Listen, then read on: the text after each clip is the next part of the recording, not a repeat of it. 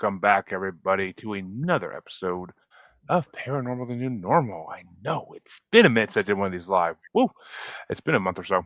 And what can I say? People aren't reaching out like they used to, and I don't look for it. You guys know I got so many episodes backed up. It's releases for years. But welcome, everybody. Hope your Sunday mornings are going well. I'm very happy to start off a couple interviews coming up with this first one. This guest, I think, is going to interest us all in many ways. Let me introduce Doug Red Hail Pineda. Welcome, Doug. Jeremy, thanks so much for the invite. It's good to see you. Good to have you here. Folks, Doug is the founder of the Church of Psychedelics. Yes. The founder. I mean, I saw that. I couldn't say no to this interview. I'm like, I need to interview this person. I'm like, this is something that needs to be done. It was stated. And no, I'm not psychedelics when I say that. But, folks, well, Doug, why don't you start us off by telling us what got you into the spiritual paranormal world, whatever you prefer to call it? Oh, what got me in? That's a good one to start with. Usually, people ask, "How did the Church of Psychedelics get founded?" But how that is even such an even more significant question. Um, so, I'm an Army brat. I had, typical military family moving around every 2.5 to 3 years. Anywhere from the United States all around the world. And this particular frame of time, I was about probably around 9 to 12-ish, and I was living in Oregon, and we lived in this little town called Gladstone, Oregon, which is outside of Portland, Oregon. And that town is, as anybody's ever been to Oregon, you'll see that is one of the most beautiful states in the entire country. It is just majestic forests from like as far as the eye can see, and if you're driving down the highway, even you can even you can't even see 6 feet into the forest because it's so dense. Once it's there, it's just teeming with life and nature and beauty. And I was a latchkey kid, getting home after school, and you dump your backpack and your jacket and on the front door, and you run through the house through the back door, and and I ran straight into the forest, and that was pretty much my one of the most beautiful parts of my life growing up. Well, around that time, I had already been connected. It was, people have when you're as a child, you have like a touch of that worldly sense, that intuitive sense. Your instincts are a little bit heightened back then. There's nothing encumbering you. And back then, it was as old, telling my age, is that back then there was not even email, not a pager, not a cell phone, and certainly not the internet. So I was unencumbered with the tethers of distraction on the outside world. The good So old days, yes, the good old days, exactly. Yeah, I think right then was maybe Pong was coming out, like Atari was just about to come out that year or something. So that's the era, to put everybody in perspective. So the woods were my home, and the woods went so far that our property backed up to it wasn't our property, we rented, but our little double wide trailer was backed up to a forest, and that forest connected to a national forest. So it just went on for as any 8-9-year-old's imagination can go. So I have a deep relationship with that woods. I was connected, if that's what you could say. And it was a day. There's not a lot of sunny days in Oregon, but this one was. And it had just rained just a little bit earlier. It was just one of those just magical times. This light rain, the forest kind of just brightened up, opened up from that rain, and the clouds parted, sun came through, and it was almost like I hate to say the word Disneyland, or like a Disney movie, but it was like a Disney movie where I was getting my way to my natural spot, which took about a 6, 8, 10 minute, something like that, as from memory, to run to my spot. And that spot was a place in the forest where I was working on a treehouse. Not a good one or anything, but just a makeshift. I had some boards and, got a chance to, put it, 20, 30 feet up in the air and, have a place to perch basically and just kind of observe below. And I was making my way to that spot. And as I was rounding that, I was running to that spot. And as I was rounding the corner of this huge, large blackberry bush, um, I kind of sped around the corner, and the forest, I guess the reason I said it was as dense as it is because this was kind of an extraordinary spot. For some reason, this spot in the forest was open naturally, not by anything human made or anything. It was just like an open spot. And this open spot, which is not much, probably maybe 20 feet by like 20 feet, like not huge, but shining through when the sun finally came, as it was like I said for Oregon, it was coming through and it was like you could see this huge spot of sunshine. And in the middle of it was a fox and a small um, black-headed, I think they call it chickadee. Um, uh, shoot, I forget the name of that bird, but it's called a black-headed chickadee. It's a little small bird, and this fox was very calm, sitting on its haunches, like kind of a cat does or a fox does, and it's just sitting there, and it's intently looking at this bird, and this bird is very um activated. I would say, I don't know if it was I don't know, it was upset, I don't know what it was, but it was chirping at the feet of the fox, looking up at it and bouncing around at its feet. And when I came around the corner, I startled both of them, and I was startled because I had never seen a fox in real life that close. I was probably just like 10 feet away. um and I came to a sliding stop, and I kind of remember it was a sliding stop because it had just rained, and where the sun was, usually there's no grasses on the forest floor, but this kind, because the sun hit this area, there was some like light grasses and around, and they were wet. So when I came around, I slid. That's why this memory is so visceral in my mind. And I was like kind of sliding a little bit. And I'm like, whoa, whoa, whoa, because I could like fall down and slide into this animal. And that's the first thing that ever happened to me, to where it was kind of this otherworldly experience. This bird stopped, and both the fox, I remember, looked very just slowly over at me very calmly, and the bird looked quickly at me and kind of like, and it gave this I could see the look in its black little beady eyes, and it kind of hopped up and down. It didn't chirp, but you could tell it was annoyed with me, like, again, or like I interrupted them. And then the bird just kind of looked at the fox, looked at me, and then flew away. But the fox didn't move. And the fox looked at me, and the first time I had what could be, this is the first, it's a telepathic event. There's nothing else to say it.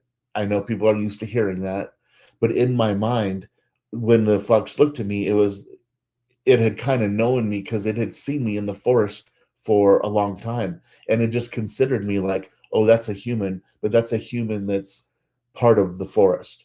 It does its thing and then it goes away, and it knew me, but I never knew. But in my mind, I had that understanding.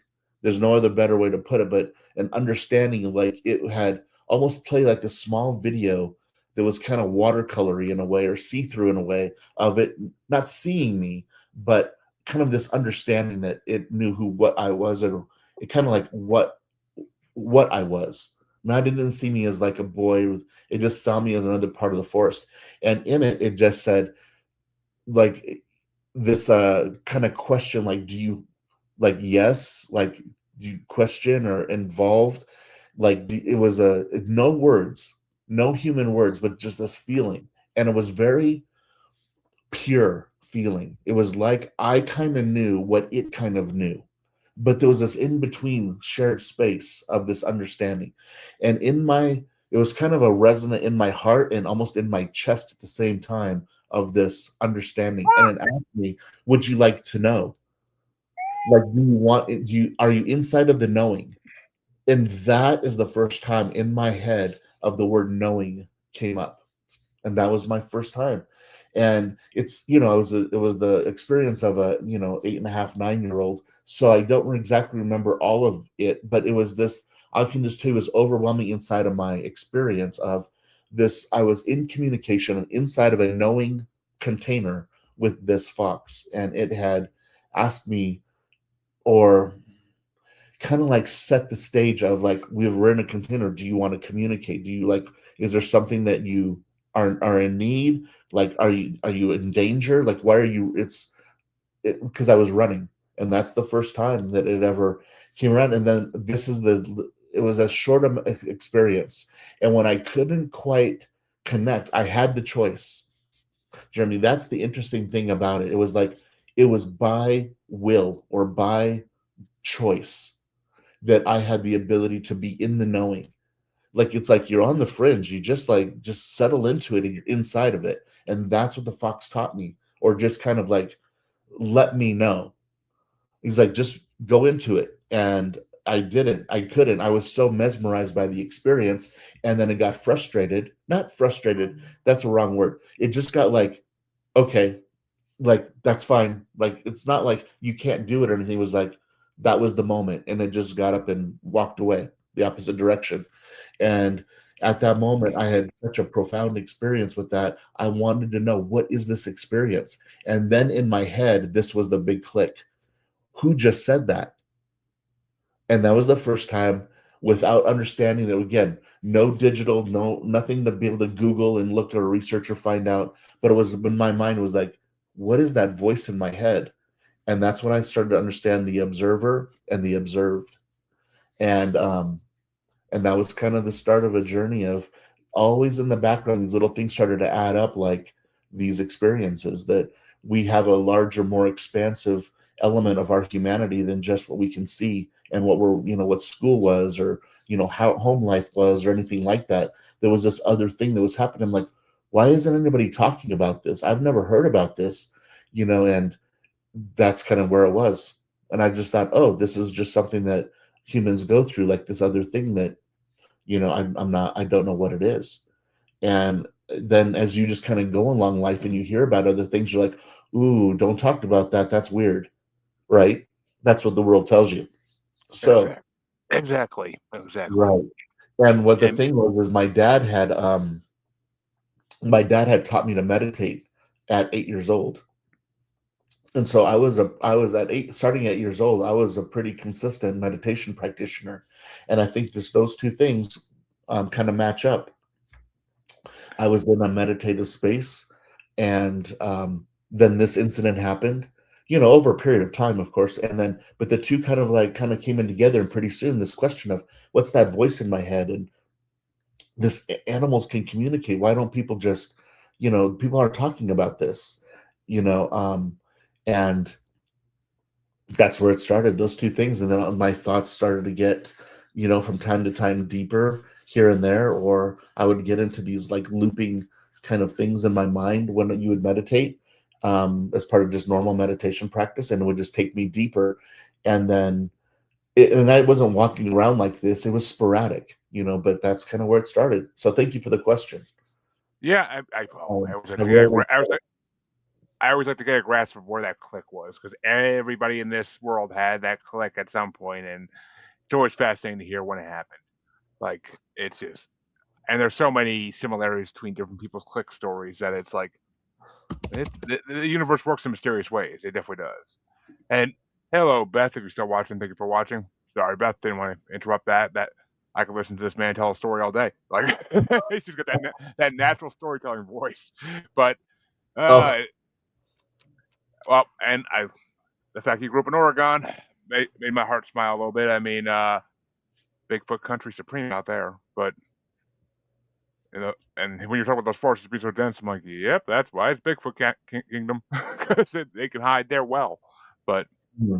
like the woods around me, you can see from one road to the next. So forget about it. Ain't know where they're hiding in there. At least not the smart ones. But so after you had that first experience, I'm assuming they kept happening.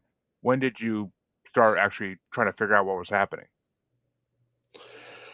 Okay, so we were about to, this is in the early 80s, probably around 81ish, and Mount St. Helens, whatever year Mount St. Helens blew up. That was, I think it was 1980 or 1981, somewhere right around there, without a quick check.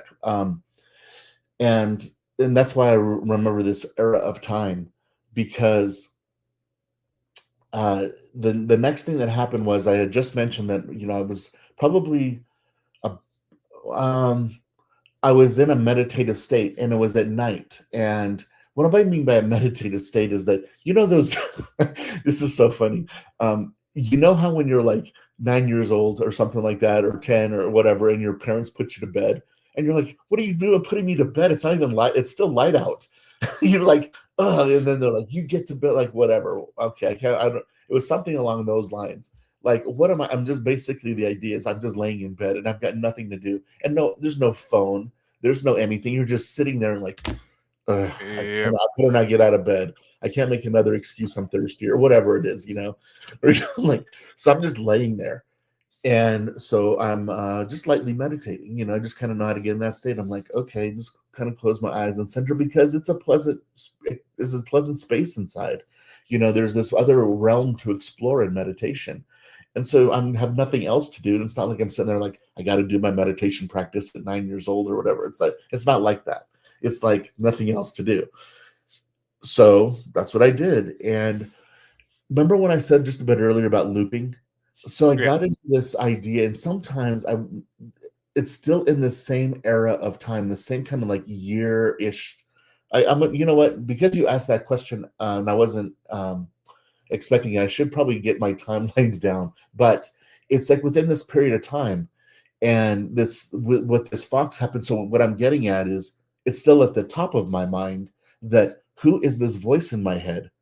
Because I can kind of separate it on a daily basis. No, I'm not thinking that. I'm just going around, getting on the bus, going to school, coming home, whatever. I'm not thinking Yeah. like, I'm not philosophizing anything at that age. But every once in a while, when it's quiet, I'd be like, I'm going to try to get that voice again. Okay, is this my thought? Am I really thinking? And then I would be able to separate out, like, ooh, there's that voice. There's there's that voice in my head, but there's this also thing that's listening to the voice or observing the voice. That's where I was at, just naturally going on. So put into bed way too early, nothing to do, drop into the zone. I'm starting to mess around with that little thing that I'm able to do, which is separate out what's that, or I shouldn't say able, that's not correct. It's like, ask the question, who's this voice? So I'm in that zone. And as I'm in it, then the wordings changes somehow.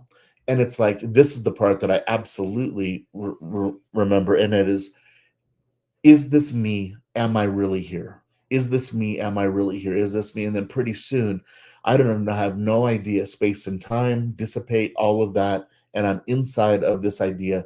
Is this me? Am I really here? And I go into this, what I know now would be a natural psychedelic state, because you get into this realm of observation and putting, and kind of this consideration of the understanding of um, you know, understanding the relationship between seemingly unrelated things is almost the best way I can just put it. And in that zone, I entered back into the knowing, not with the fox, not in the forest kind of way, but this other type of knowing. And this knowing basically said, not said in human words or English or anything like that, but just this understanding, this knowing that said, if you want to, you can just dissolve.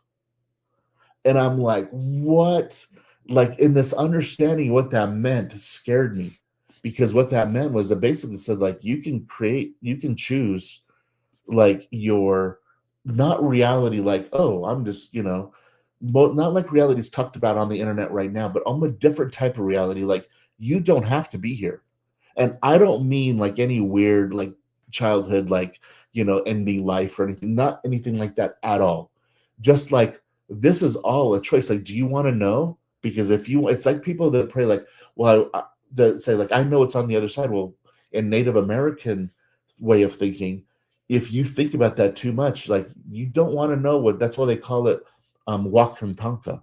Wakan, sacred, Tonka, great. So it's basically saying, like, the great spirit, or the the or the other side, the great mystery, the great spirit, the great mystery. It's kind of, because those don't translate into English directly. Wakantanka, the great mystery, is like, that's on the other side. They call it the great mystery because that's what it's supposed to be. We are an immortal coil, and if you want to give up your mortality to understand the immortal understandings of things, cool, but be careful what you ask for, because you're almost creating a reality where you'll go there to make that understanding, because it's a choice. And going back to the story about me going to bed way too early and having meditative experience, and me being inside of this meditative experience, that's what it was. It was like this understanding of, you can release all form if you want to. And then I realized that, like, whoa, whoa, whoa, okay, step out of it. And I was kind of deep into it. So I was like, and it was so lovely or wonderful or calm or just natural, that's what I thought. And then I was like, it wasn't like there was some outside thing influencing me or something that snuck into my psyche or my, energy, or anything like that, because it's Oregon. And like you said, Bigfoot, UFOs, like, Oregon is its own place. There's a reason that people say keep Portland weird, because it's because there is something going on, and we all know that now, as far as people that are connected or learning how to connect to these other realms of reality. But anyway, I'll stop there because I can just go on that. You've got me started into like um what childhood's like, but that's what it was. And anyway, the end of that story was, I was able to bring myself out of it. And then I just felt like this knowledge, and this knowledge, now it was different than information. I had this knowledge, like, wow, I can do that. And it was empowering, not powerful, not at all. It was humble, and it was humility. And it was like, that's how you do it. Is how you do it is that you really accept yourself for who you really are. And once you do that, you can observe yourself and work with yourself. And that's where I understood that there was a connected spirit. There was a, I had the words God and Jesus and that type of things, because growing up Catholic, and as any Yeah. 8-year-old, you're like, oh, I have to go to like Latin mass. Like, I have no idea what's going on. All I was up for was the pancake breakfast afterwards. There was some interesting things in there, but for the kid that age, Nah. you've got me for 20 minutes. But I'm like, there's a forest back home, and there's salamanders, and there's like cool stuff. I'd rather be there than this. And that's but it was that kind of understanding, was, wow, okay, there's a realm there that it's accessible to me, and it's lightly veiled, and I can work with it and figure out. And so that's how it was. And then I would start to like listen to people, and um but remember, this is 80s TV and 80s mentality and 80s level of United States, level of Yeah, knowledge. of course. So when you heard people do palm reading or tarot cards, those people were made to be caricatures. They were Yeah, made fun of. And I'm like, ooh, you don't want to tell people this. And that's why I unf was there for 20 more years by now. unfortunately, yeah, I go through it all the time, and I talk about it in the show all the time how when I was a kid, those were the people you see on Main Street in the weird looking houses, and you were told by your parents, "Don't waste your money." That's basically the bottom line, and that's how they talked about it. It wasn't a thing. I mean, it was in horror movies and fantasy movies. It wasn't like a real thing in the 80s and 90s. Yeah, Nowadays, thankfully, the spiritual awakening has happened, and most people have some understanding of it, or at least know it exists. And even if they don't understand it, it exists beyond their comprehension, at least. But it's yeah, a real thing. There's enough people out there nowadays on social media and on the internet doing it. So I've talked to 300 plus of them. So yes, there's plenty of people doing it nowadays. But so guess what? Well, let's jump ahead here a little bit. So when did you actually start to look into what you can do, and like when was your actual exploratory phase where you could actually go find help to figure out what's going on with you? oh, that was not easy. Like I said, anybody who's growing up in this timeline or era of time, like, you're lucky. It's not woo Yeah, woo as much as it was. It's not, you're not a crunchy granola and from Boulder, Colorado. It's not any, like, it's so normalized now. It's going through its own thing, kind of like the 60s kind of went through. I wasn't, I was born in 71, but yeah, just the 60s had their hippie movement, and the 70s and had their the LSD, and the 80s kind of had their cocaine, and the 90s kind of had their ecstasy. Every kind of generation kind of has their exploratory substance of choice. So it wasn't ever, I didn't, wasn't involved in psychedelics ever. I had like a little handful of, like a little tiny palmful of mushrooms when I was like 17. And, as I was a little loopy, but nothing, off the charts. And it wasn't a bad experience. It was a good experience. But that was pretty much it. And then I went to art school, and in art school, somebody gave me a tab of LSD. And then that was like my very first, I was probably, I don't know, 22-ish, 3-ish at the time. And that was like where, you're, on LSD, you've got like a 8 to 10 hour trip sometimes. And, after everything was done and I'm sitting there laying in my bed, I'm like, how come this won't stop?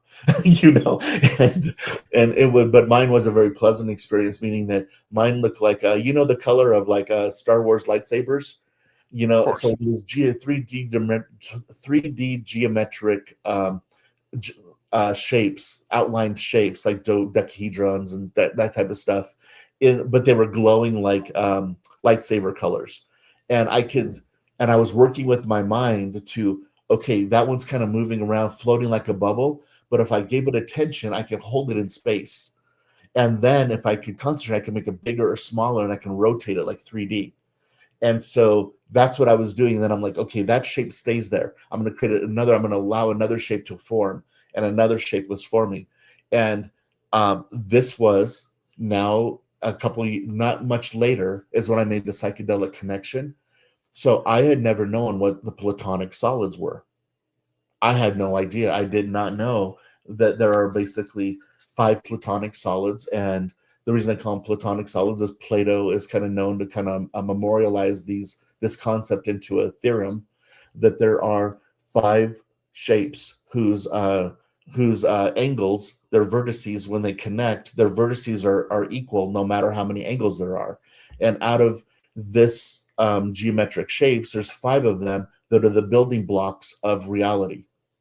By reality, I think what I mean is that's the woo-woo side of things. The physics side of things is mass.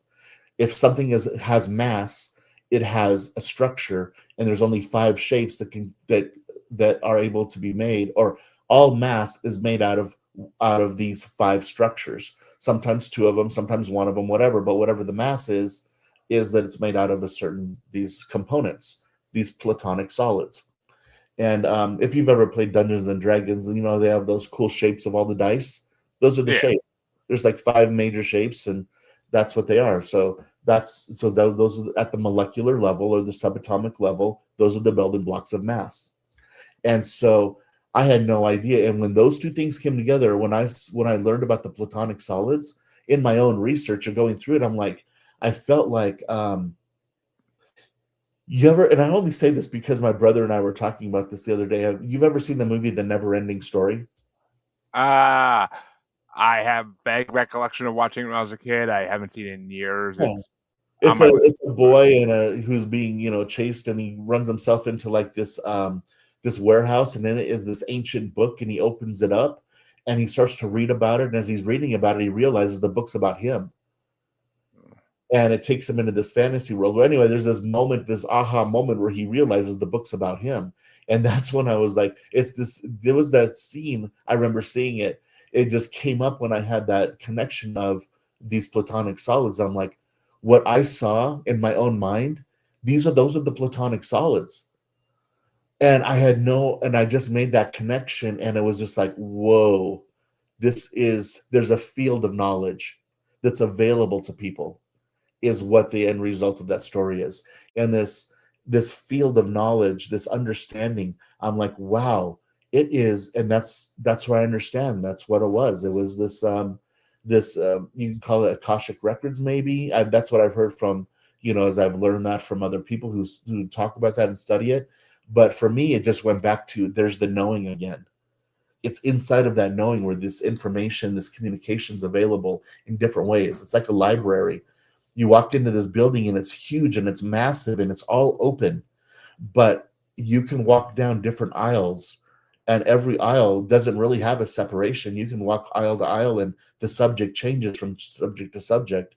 And in my mind, that's kind of like what the knowing is that you can go into the communication aisle of knowing, or you can go into information aisle of knowing, and it's all it is just turning a corner from one aisle to the next. There's no separation, and there's different areas in to access it.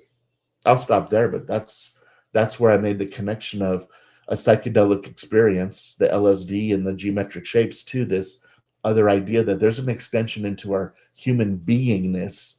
That's why I said it's slightly veiled. And then a little while later, I heard, I think it was Terrence McKenna. He said, one of them, Alan Watts. I can't forget which one says it, but basically he calls it. I think it's Watts, where he calls it the doors of perception. And I'm like, man, whoever made. I didn't really understand who the gentleman was, because their story and their background in psychedelics. I wasn't there yet. All I did was hear the phrase, and that phrase was, psychedelics, help, something about the doors of perception. And in my mind, I thought that saying doors of perception was so perfect, because that's what they are. In that feeling, that's exactly what it feels like. It's like, wow, there's this door, and it's my door, it's inside, and I can open that door when I want to that level of perception. And it's not just one level, there's lots of levels of perception. But you can't kick the doors open all at once, way too much. But you can learn to open them, one at a time or two at a time. And then once you get that, you're like, okay, I see what's happening here. There's something going on. And then once you're there, I would try to look around to try to find other information, but it's so obfuscated that it's hard to like find real information versus just who's trying to get attention. Or here's the other thing: somebody gets a big psychedelic experience, or a big like spiritual awakening experience, and they grab it and they want to go tell everybody. So there's a lot of those people out there that they just had their own experience, and all of a sudden they get excited, and now there's influencers, and they want to talk about it, but they don't really know that much. What they know is some really great language, and they can look the look, and they can talk the talk.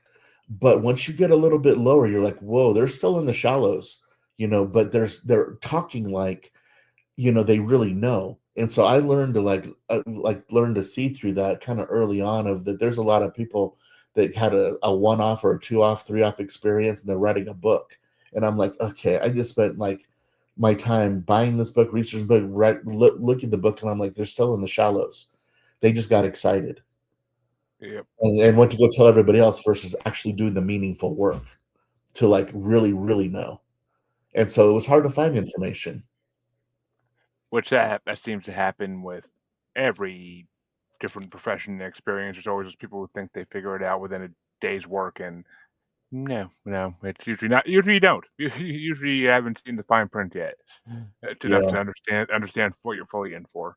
But so, all right. So, are you basically? So, what are you saying? When you were a kid, that like a natural psychedelics are what got you to that moment, the moment you had, and that. Yeah, I think as a kid, the first one was meditation, and this experience in the forest. That was the first thing where I learned that there was a realm that I just knew as the word knowing, the knowing.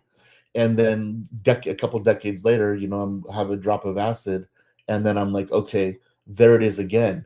It wasn't again. I kind of had it throughout the time, but just kind of at that same level. Like there's this ability to work with form and function and mind.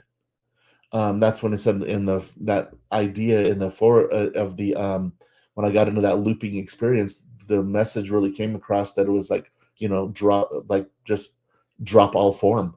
And the word was release all form. You can release form, or you can manifest form.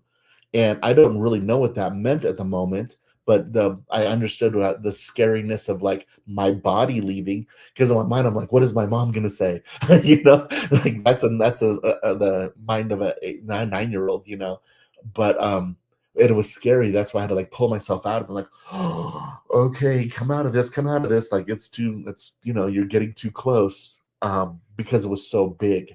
Not it was scary, it was just big, like Yeah. and I had the choice to write it.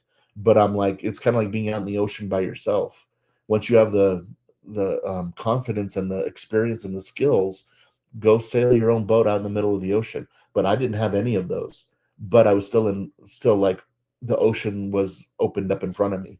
Like, if you want to go, you're fine. You're part of all this. That's what it was like. It was just so normal and natural, but also so immense. That's why I backed out of it at that age. And again, that wasn't the only time. There was other things, but that was the first and the most prevalent. And I would kind of touch on and explore it. But that LSD experience in art school was when it was like I made the connection of like I had it, and then a short time later, the platonic solids, and I'm like, how did I know that? And how did I know that? It was more like, how was that available to me? And knowing like anybody, it was like this galactic library. Everybody can know that. And a lot of Yeah, people have. It wasn't just Plato. Many people have. They just didn't have the wherewithal to memorialize it in a writing or a book or a podcast or a blog article or, people were just experiencing this off on their own. It just depends on right place, right time of who brings it to everybody else's attention. And then there's the circumstance of that person maybe is a respected physicist, and they're the ones who came across that information. Again, right time, right place, they did it, and it seemed like that was the inventor. I'm like, no, there's lots of people who know that person was just at the right place and in the right time with the right profession to be able to like share it, and then they had the credentials to people believe them, and that's how it is. And that's how I knew how humanity is. There's lots of geniuses running around the planet if they were to share the information, but it's not theirs. They just came across it like that's available to everybody else. yeah, of course. Well, the connection I'm trying to make actually is because if you can experience these places of knowing as a kid, even without ever touching psychedelics, and then but if you go into it later in life and you actually get deeper in because of the psychedelics, then really psychedelics are just a way to open the mind to a more part of the mind that we haven't fully opened yet, as ever. I mean, even a lot of adults don't open their mind to that section ever in their life. I mean, they just don't. But I mean, I know, I really haven't yet. I've learned enough about doing this podcast and reading, but I never have gotten to that point yet. But To the point of what, Jeremy? of opening your mind in that section of your mind where it allows you to experience what you've been experiencing since you were a kid. The practice of that is humility. And that is one of the things that a lot of people don't hear about. The humility, that is an interesting one. Humility is that thing to where you have the way that you get into that is you have this how do you explain it? It's like this way of you are very comfortable with yourself. You accept yourself for who you are.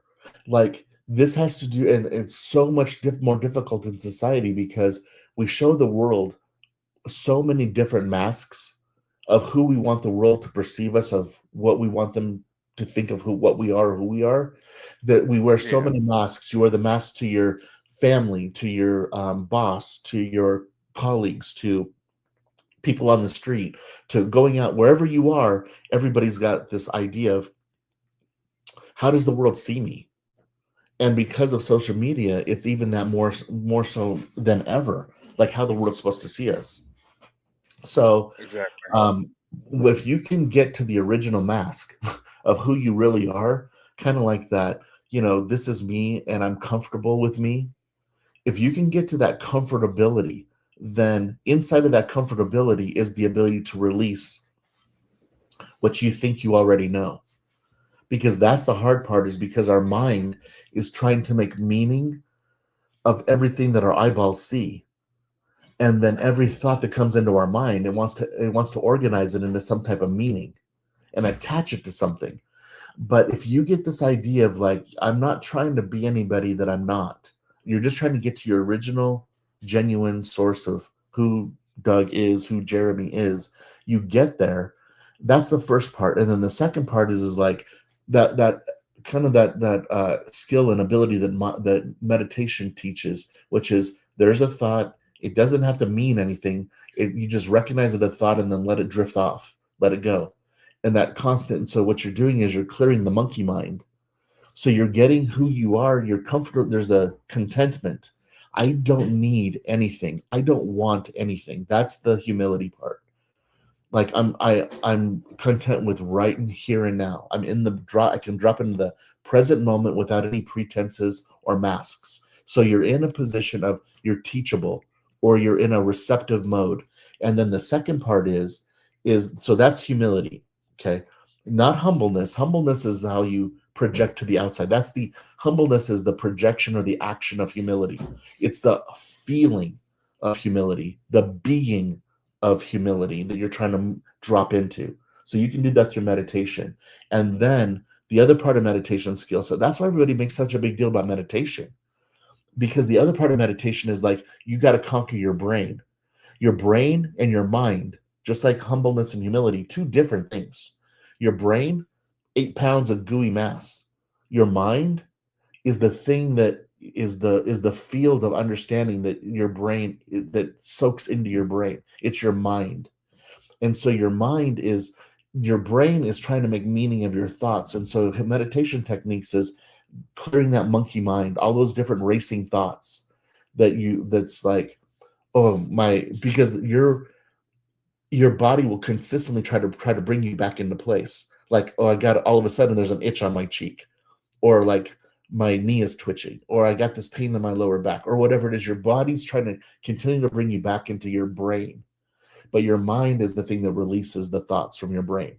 So that's why if you can get into that meditative, there's a thought, let it go. There's a thought, let it go. So your brain is open and receiving, and your body is content. There's where the knowing can happen. That's the practice ground. That's the dojo, so to speak. You What, walk into it. which man, meditation, my old enemy. I never have been able to really fully meditate. I've tried for years after talking to people on this show, and it just never like it's.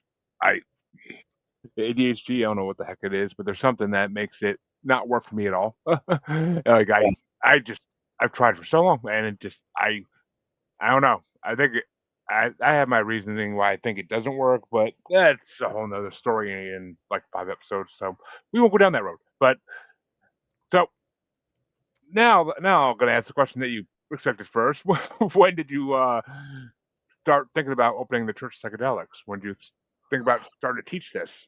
Jeremy, when going back to meditation, it's such a powerful experience that I would encourage you to like do it in a different way. But this time, instead of trying to drop into meditation, start working with breath work. When people say like in through the nose, out through the mouth, there's a reason they do that, because it's a sympathetic nervous system and parasympathetic nervous system that you're looking to balance. Your those are the two systems. That's your fight or flight, or rest and relax. Those are the two parts of your mind. So you need both to survive, right? You need your head on a swivel if you're like out, in the caveman days of, predator and prey, right? That's why we have it. Those are our primordial systems of our nervous systems. They're kind of pretty much binary. Then you put personality and experience, and what point you're at in history or whatever. Those are the things that add on top of it. But primordial systems in the body, fight or flight or rest and relax, like those are the two things. Like that's why. And then the things that allow us to rest and relax, kind of think of that as like after a meal, you're no longer like wondering if you're going to eat that day. You just ate, you're fine, right? That's kind of what I mean by like you're safe. And there's that element of safety that allows you to like be receptive to other things when you're not struggling all the time, when you're not like worried all the time, when you don't have anxiety of something's going to happen or not happen all the time. Then that's what I mean by the rest and relax. You're safe. You feel safe. And if you don't feel safe, that's why we're kind of like we get like worried. Some level of something is not covered, something is not quite. I can't let my guard down because I'm not safe there yet. That's why where safety comes in. That's you know um uh like I said, the idea between the sympathetic and parasympathetic, and the fight or flight is like not always bad fight or flight. That's a really the far end of the spectrum. The fight or flight is more like, okay, I'm aware.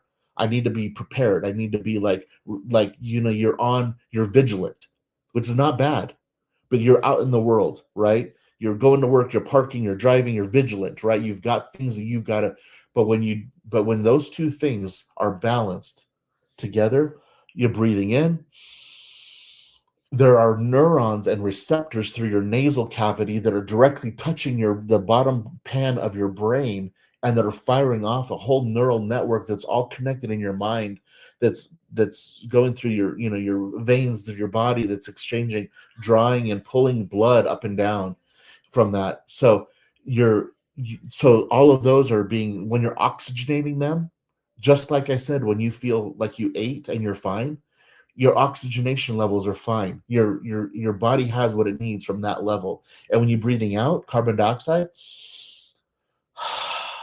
there you have another whole set of neurons that are of that process that are releasing. And that sense of releasing also is that sense of centeredness, of everything is fine, because you are releasing. It's kind of like when you release anything in life and you just feel lighter. You're balancing out parasympathetic and sympathetic. In through the nose, top of the breath, there's a moment in time where everything is just still. And you don't have to think about it because you do it over 1,000 times a day breathing. So you're constantly doing this. When they say work with the breath, that's the first piece. Work with the breath. And in through the nose, and just follow the breath, and just pay attention to the breath. You're not trying to figure out biologically all these neurons are doing what they're doing. You're just doing the most normal thing possible. In, out, and it's just cycling. And then once you're there, then you're like, okay, now that I've got my breathing, I'm going to remove my attention from the breathing and I allow the breathing to continue. But now I'm moving up into my mind. And my mind, not my brain, my mind. And let my mind observe my thoughts, my brain. And then once you start to work with that, then you're starting to see the brain like, look, okay, all right, I got to get him fed. I've got to do this. Doug needs a walk.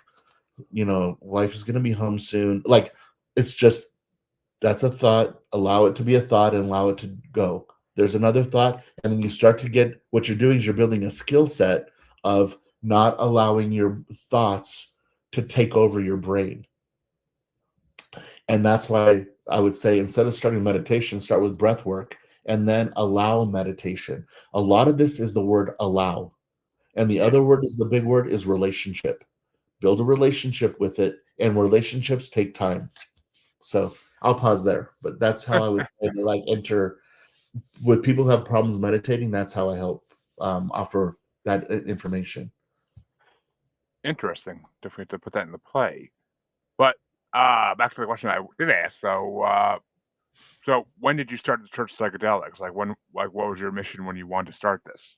Okay, so that one, it's a little bit different. So that one is, I was, I'll just kind of jump to that. Cannabis had started becoming legalized in Colorado. I wasn't part of that movement, but I watched it happen living in Colorado. And kind of parallel to that, I was moving from one industry into another, one profession into another. And I had been involved with hemp. Somebody was telling me about food, fuel, fiber hemp, that type of hemp. It's the Yeah. same cannabis plant. The same plant that is hemp is the same plant that's cannabis. 90% of its life, the cannabis plant, is producing cannabinoids. And then it's just in the last few weeks of its cycle to where CB cannabinoids start to decline and THC spikes in the plant. And then it highly culminates in the flower of the plant. It's everywhere in the plant, but it's really concentrated in the flower of the plant. That's why we call it flower. And and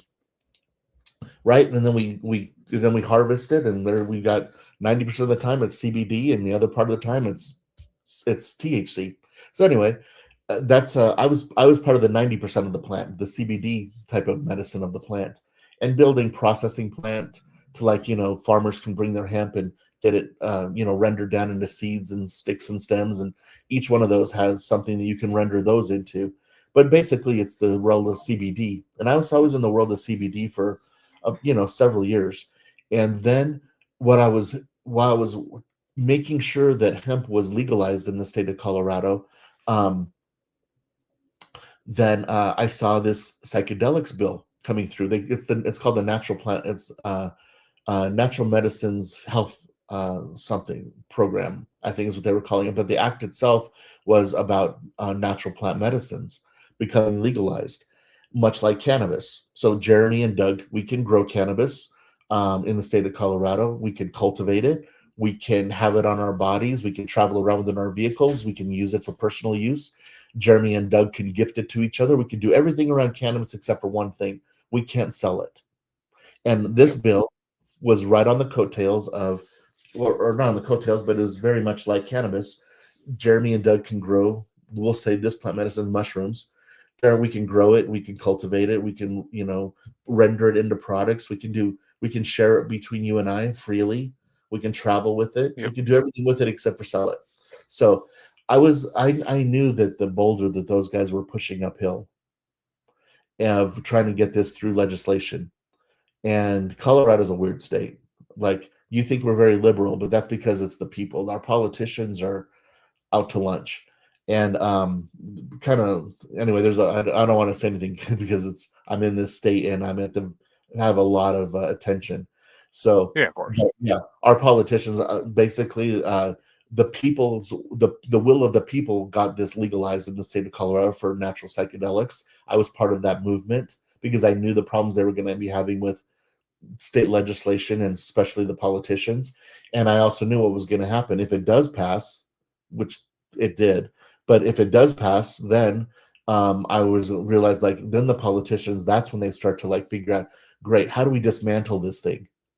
How do we cut the legs out from underneath it? Because that's what they do with pretty much everything that's the will of the people in Colorado. We don't want their fracking. They do it anyway. What they'll just do whatever they want to anyway. It doesn't really matter what we say or want or hire them for. Um, and so just that's a lot of places. Well, Colorado too. So yeah, that's kind of where it started. Was I started realizing, like, ooh, these guys are going to be in trouble. They have no idea what the politicians are. The Some people did, but it's difficult because I was battling it in Colorado, here in Colorado with hemp. So that's how I got involved. And then um, once it got legalized, there was or became legalized, there was I think five different licenses. There's a license to cultivate plant medicine. There's a license to manufacture it. There's a license, I think, to render it into a product and distribute it. There's a license for therapy clinics to administer it, and then I think there's a license for like accounting, because the Yeah. accounting has to be very, there's a lot of rules around how to account for it. So anyway, I was up for a manufacturing license because of my CBD background with processing plants and building laboratories to distill those those materials down into a product, into products. And so that's what I was going to do. I'm like, oh, this is the birth of an industry, and so I can be right on the front of that industry. I know the manufacturing process, so that was my licensing. And then one of the co-author of the House Bill 122, the Natural Medicines Act, um, approached me, and we got together. And he's like, "Hey, Doug, there's this thing inside of this bill um, that accounts for spiritual use and indigenous, consideration." And I know that I'm very light skinned and my lighting is really blowing my, skin tone out, but I'm Spanish, like Spain, Mexican, Yeah. and Apache mixed. But I've obviously got the very light Spain gene, light skin color. But my background is I'm an altar keeper for some medicine people and the Native American tribes, and I've got a history of my background and family lineage of being involved with Native American spirituality.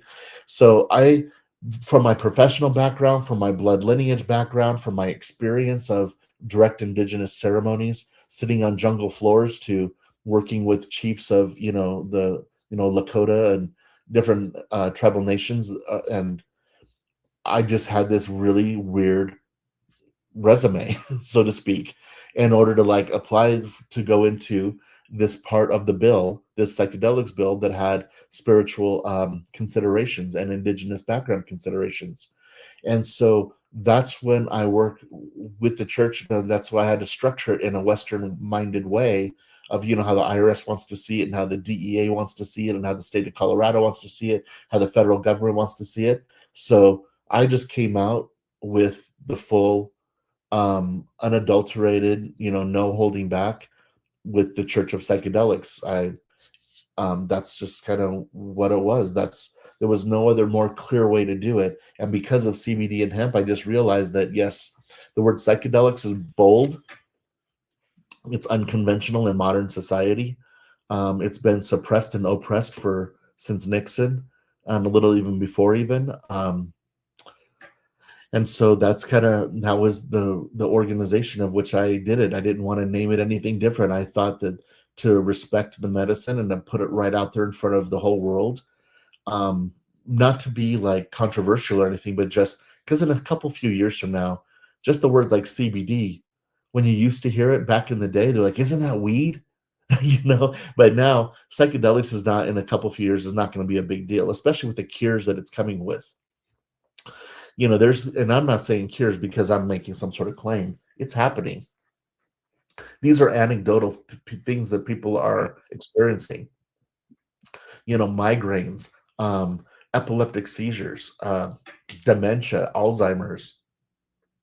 You know, I know that you get into this very, um, you know, controversial world when you start talking that something cured dementia. Well, it didn't cure me, but somebody with dementia certainly did. Go talk to them.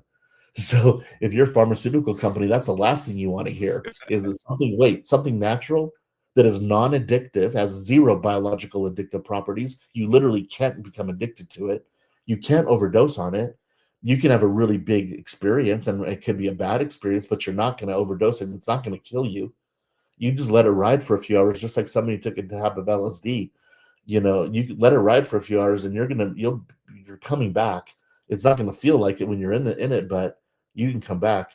And again, that's the scary part of it. There's so much of Hollywood about flying eyeballs and all this weird art. Not weird art, I love the art, but you know, this really psychedelic art, it scares people that don't have this experience. That's meant to, and to some degree, not the art necessarily, but just like how, you know, Nancy Reagan, this is your rain on drugs. I'm like, give me a break, right? Like, that kind of thinking, like it's not like that at all. You know, when you have a normal low dose, regular, or even medium dose psychedelic experience, and you've got the training and the skills and the understanding and, you know, how to let something, you know, just release yourself into the experience and understand that you're not going to overdose and I'm fine, and you've got us, your mindset is correct and you've worked on it and your setting is safe. You create all of that together and it is that's why you hear people, that's why it won't go away.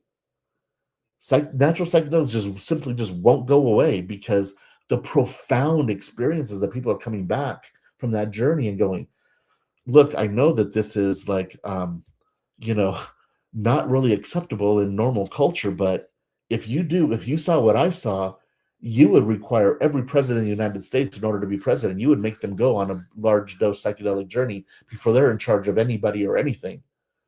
You know, you're going to connect with the divine. You're going to connect with who you are. You're going to connect of why we're here and what we're supposed to be doing. You know, you're going to connect with a level of what I call the knowing, you know, that is like you're in a special club that is like, how come everybody isn't doing this?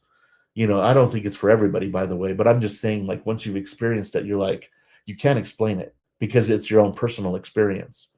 And everybody is like, you just need to do this because you have your own personal experience. But that's how I got into it is kind of there was a legal reason, there was a spiritual reason, and there is a time in humanity of where we're at reason. And I think that it took us a long time to get to this mess. It took a lot of terrible people, a lot of corruption, 750 years of abhorrent colonialism, of slavery and genocide, and you know, toppling, you know, other nations to steal their resources. So you can enslave their people. So instead of paying taxes to one, group of people that say God told them that they're above them, to another group of people that their God told them that they're above them, and they should, do what they say and give them all, a big percentage of their money. Like that kind of thinking goes away when you're on drugs, and like, how did that happen? So it took us a long time to get to this mess. It's going to take us a long time to get out of it. And psychedelics is definitely one of the tools that's going to do it. And that's why, because it's getting out of it's getting out of that us out of that stranglehold of thinking. And it's not going to happen in one generation. Like I said, it took us a while to get here. It's going to take us a while to get out of it. But it's going to be broken. The thing that's going to break those chains is things like these natural psychedelic experiences. It's definitely, the world's changing, and it's definitely going to be interesting to see where we go in the next 20, 30 years with this type of topics. I mean, I never thought I'd see the day that weed would be legal either, and lo and behold, a decade ago, it finally got legalized in Massachusetts. So, and it's it's been a good 10 years, I'll say. But it's I've always been interested to see what. I mean, I've always been the side of the psychedelic mushrooms and all that too. Like, let them get legalized as long as they're being used properly, and let them get legalized so they get used properly. Let them get legalized so that uh, people who want to experience them can actually have guided helpers to help them get through it and not freak out and not. Because when you said doors of perception and you said you don't kick them open all at once, I think that right there says it all, because then that's what a bad trip is. Someone can open the doors of perception. I mean, am I wrong in that? Jeremy, on my side, you broke up for about 10 seconds. I didn't quite hear the end. You went digital on what I could hear. Yeah, I can hear you I had clear a now. feeling, but I was saying basically that when someone has a bad trip, yeah, yeah. So I mean, what I was asking is, when someone has a bad trip, are they kicking open the doors of perception? Like, is that basically what they're doing? It's just kicking open the doors of Oh, perception. That's what a bad trip is. Like, no. it's So, too much okay. at once. Yeah. Like, the brain can't comprehend it. Jeremy, great question. Because a bad trip is a lot. Like, here's a bad trip, right? You're 17 years old. Somebody, like, you're in a camping trip, and somebody goes, "Here, open up your hand," and they pour some caps and stems in there, right? You don't know what you're doing. You have no idea about the dose. You have no idea about your ability for dosing.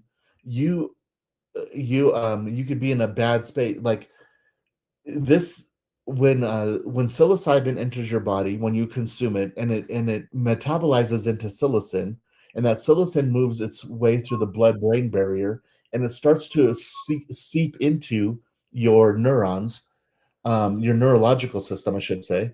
And then the serotonin starts to affect the dopamine and the endorphins and the oxytocin and all that stuff. That's what's happening, and that's the biological procedure that's happening.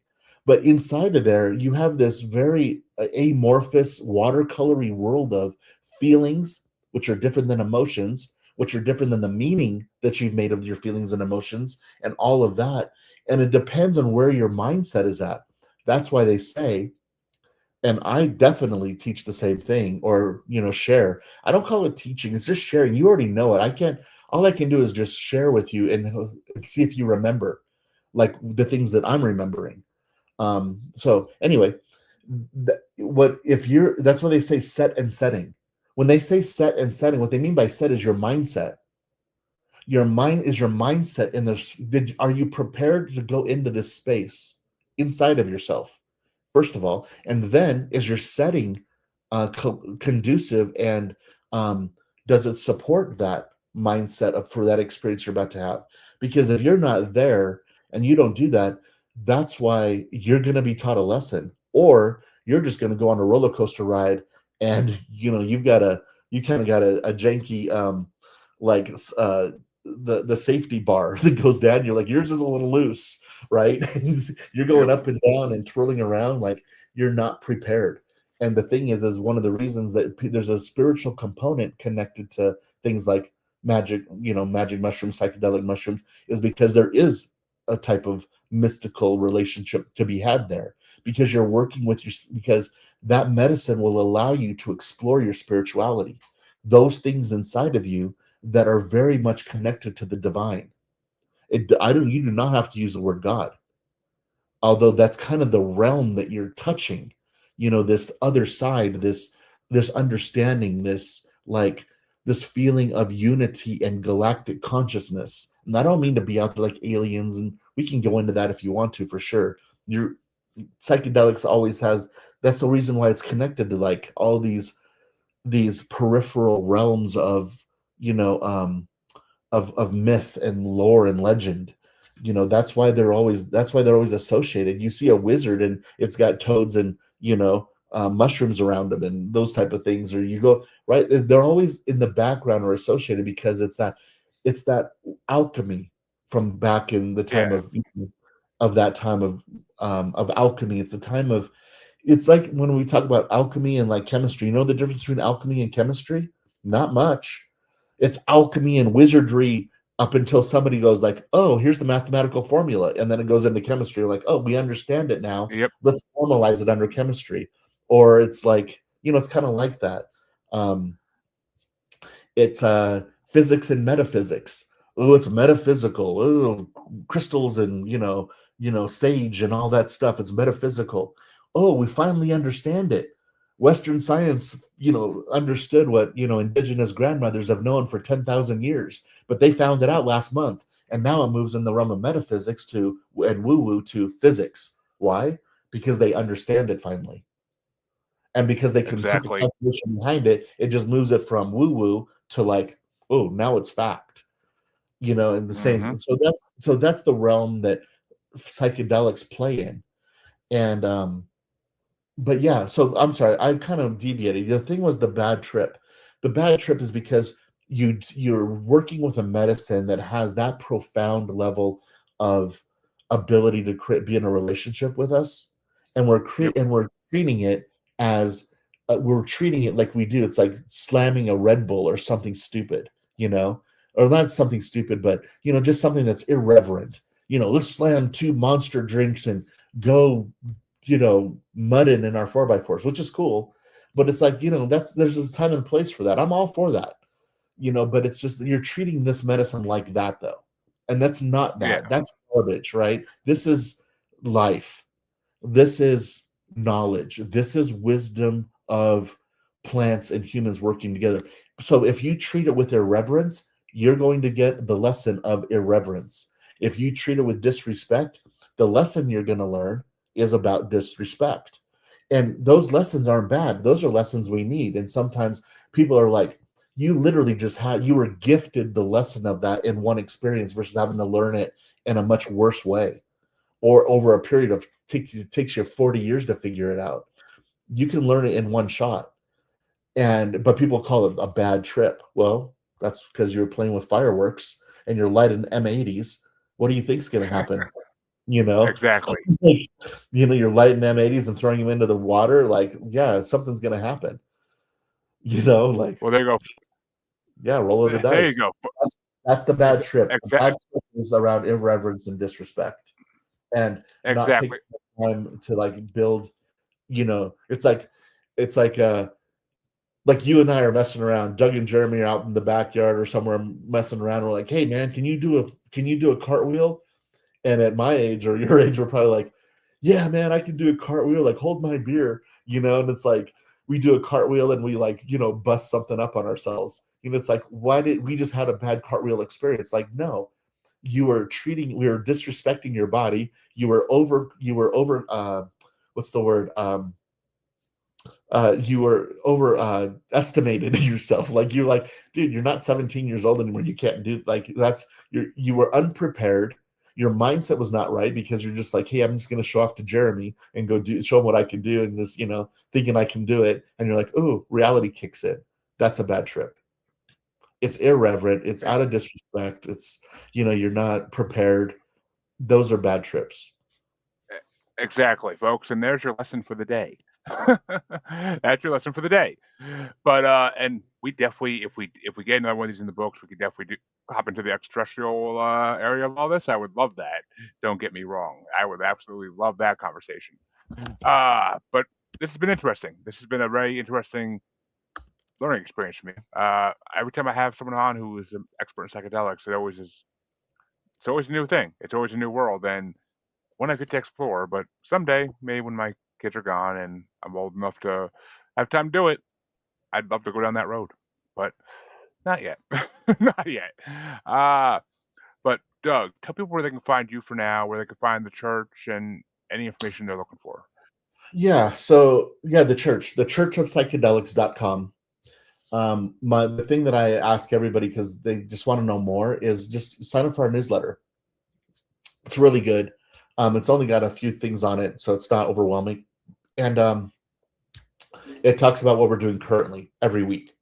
So any classes or and I do free stuff all the time, just because it's so new to everybody. So classes and courses and workshops, um, bunch of free cool information on the website. But yeah, that newsletter at the churchofpsychedelics.com, that newsletter will keep everybody like current. And once you get it, at least you know if you ever need to like, there's that psychedelics thing that's going on, that spiritual organization community, then at least you know that somewhere in your email is that newsletter. You can always just type in the word psychedelics and it'll come up. So you always have like a direct connection to be able to find us. And yeah, and it's not always about psychedelics. A lot of it is just the human preparation, and psychedelics is the sacrament, and it's the sacrament of psilocybin. That's what you learn to work with if you want to. You don't need to, like, you know, having large dose psychedelic experiences. Even for myself, as the founder of the church, I probably go through. Oh, I do small, things here and there, but like microdosing sometimes, and things like that. And it's not all the time. I do it on intervals, but it's not all the time. And on a large dose, like a couple times per year, maybe for me a few times per year. But I also work with other plant medicines as well in other communities and indigenous peoples. But yeah, come check out the community. There's a member. There's a free. Everybody's welcome. I just call it free member. So just come on. I think on every single page is something like become a member. And part of that membership is just getting a login and password so you can get into things like the meditation. I got free meditation course in there. I got some other free things in there, like breath work and journaling and prayer and that type of stuff. So yeah, come on over. Everybody welcome. And if you want to work with psychedelics as sacrament and get into some of the things we're talking about here, Jeremy, and you're in this great podcast that yeah, we get into that as well. So you can work with sacrament there as well. And if Well, you're in there the you go, United folks. States, probably about 36 states or so, you can get it delivered to you. Well, there you go, folks. Go check it out. Go learn more, and you all know where to find me. If you don't by now, pure laziness, just pure laziness. But check the outro; it's all there, and I will see you all. I think in a week or two with another interview. So, and I clearly, I truly mean, Doug, you are welcome to come back on for a second talk because we definitely didn't hit everything we could have. So, always welcome to come back for a second talk, and I will see everybody next time. Have a good rest of your day.